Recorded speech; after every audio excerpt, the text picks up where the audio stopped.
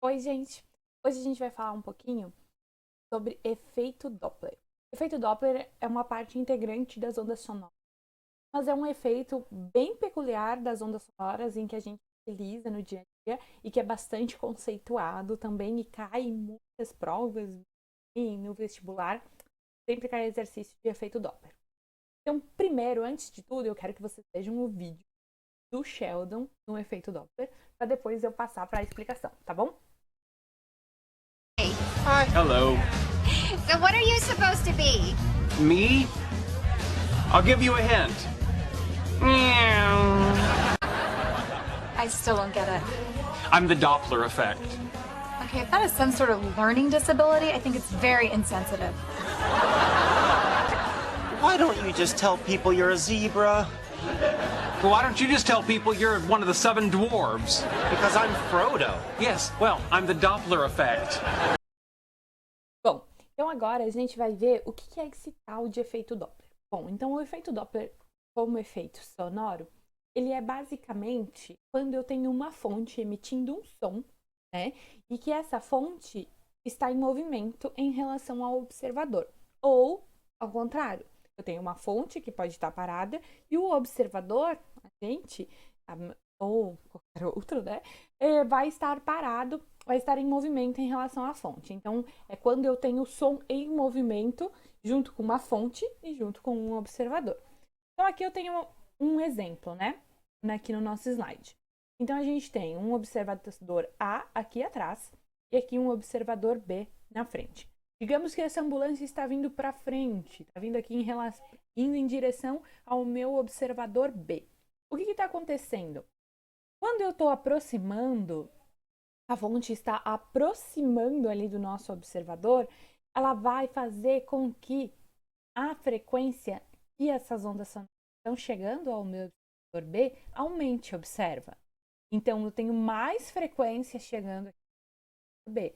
E a frequência que está chegando lá no observador A vai ser maior, vai aumentar, né, a distância entre as cristas de onda. Então, a frequência do observador A diminui, chega menos onda em relação ao tempo. Né?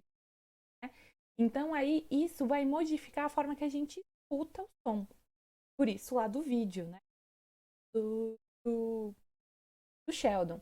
Ele quer mostrar que se eu estou passando pelo observador, eu estou aproximando, eu vou escutar um som mais agudo, digamos assim, e se eu estou afastando do observador, eu escuto um som mais grave. A gente tem um exemplo disso, se a gente imaginar as corridas de Fórmula 1, por exemplo, né? Quando o carro passa assim pela câmera, a gente consegue escutar que não é sempre o mesmo barulho, o mesmo som que a gente escuta do motor. Porque quando ele está aproximando é mais agudo e quando ele passa, ele é mais grave. Né? Então, aqui, quando aproxima, maior, quando afasta, frequência menor. Bom? Então, o efeito Doppler é um efeito causado pelo movimento da fonte sonora em relação ao observador, que recebe esse som. Devido a esse movimento, o observador percebe uma frequência diferente da real que é emitido pela fonte. Então, se está a ambulância parada e a pessoa parada, ela vai escutar uma frequência. E essa frequência é diferente de que quando a ambulância está vindo, passando por mim, ou quando está afastando de mim, tá? Então, ela é diferente do som natural daquela frequência que a fonte emitiu. É o único caso onde a gente escuta uma frequência diferente, e é apenas por causa do movimento da fonte, tá? Ou do observador em relação.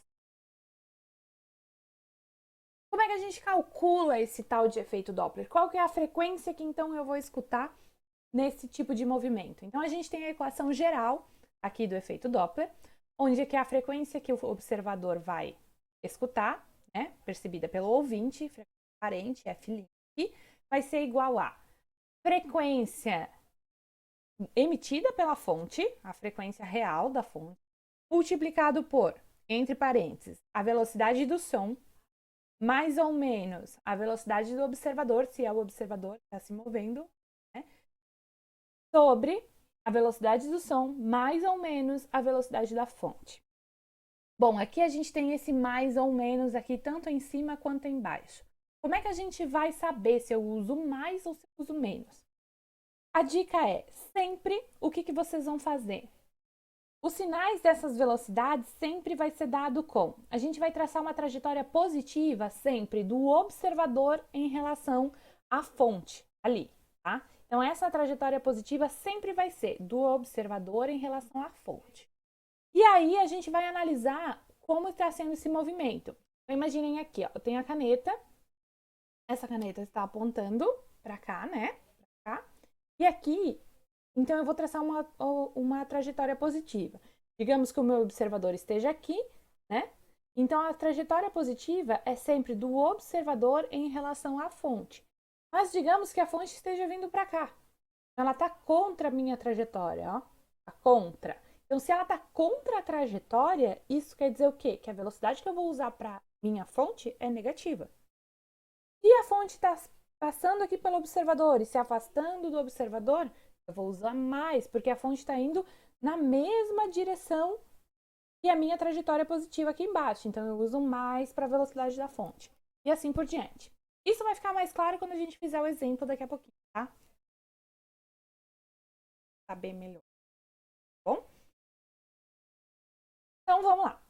Então, a gente tem uma pessoa sentada em uma praça quando se aproxima de um carro. Quando se aproxima de um carro de polícia com velocidade de 30 metros por segundo. A sirene do carro está ligada e emite um som de frequência de 800 Hz. Sabendo que a velocidade do som no ar é 300 metros por segundo, calcule a frequência aparente, que o observador vai escutar, e depois o comprimento de onda percebido pelo observador. Então, a gente vai resolver isso aí. Tá? Bom, observem aqui. Um baita desenho aqui para vocês, espero que vocês gostem. Eu tenho aqui meu carro de polícia se aproximando do meu observador que está sentado no banco da praça. O que eu tenho que desenhar? Sempre a trajetória positiva é do observador em relação à fonte. Então, o mais vai vir aqui para esse lado e o menos para cá. Do menos para o mais. Positivo é do observador em relação à fonte. Tá? E aí, o que está acontecendo? Observem que a fonte está vindo contra a minha trajetória, está vindo contra o mais aqui, está indo em direção ao menos. Então, é por isso que agora aqui embaixo, na minha fórmula, ele vai vir com um sinal negativo. Tá? E o observador, como ele está parado, né? Ele está parado nesse movimento, a gente não vai utilizar a velocidade dele, né?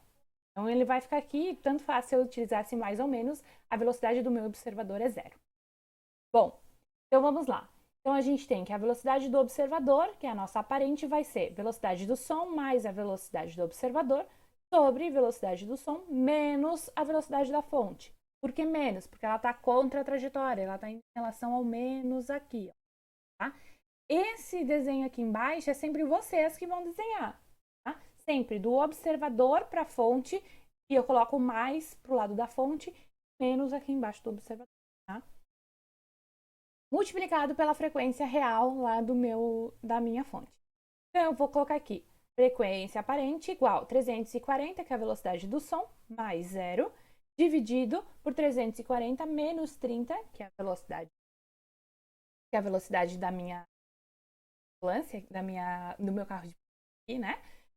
Multiplicado pelo 800, que é a velocidade, que é a frequência da fonte.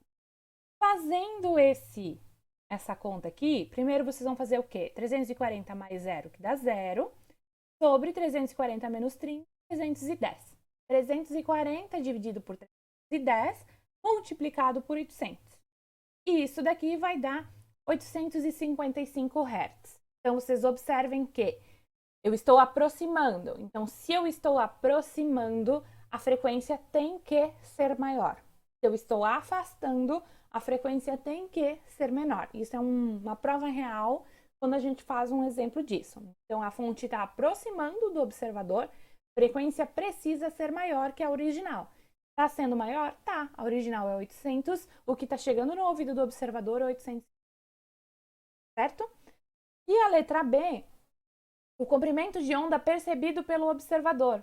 Bom, aí a gente pega a equação geral da onda, que V é igual ao lambda F, V é igual ao comprimento de onda vezes a frequência. E a gente vai pegar velocidade do som é igual, porque a onda está sendo propagada no ar, então eu pego a velocidade do som, não da fonte. É igual ao comprimento de onda multiplicado por qual frequência? Por qual eu estou sentindo, né? Porque eu quero saber o comprimento de onda percebido pelo observador. Vezes 855. 855 está aqui multiplicando, passa dividindo. Então, vai ficar 340 dividido por 855. E isso daqui vai dar 0,4 metros. Esse é o comprimento de onda percebido pelo nosso observador na hora que o carro de você está se aproximando, tá bom? Espero que vocês tenham gostado. Esse aqui é um exemplo de efeito Doppler. O segredo é vocês fazerem os exercícios e ir treinando, porque efeito Doppler é assim mesmo. A gente precisa treinar esse negócio que a gente viu ali antes, colocar a trajetória no sentido positivo do observador para a fonte, sempre mais aqui, menos aqui, né? Isso daí é só treinando mesmo que vocês vão conseguir. Qualquer dúvida, pode me chamar, @Proftai lá no Proftai Física lá no Instagram. Um beijinho e tchau, tchau.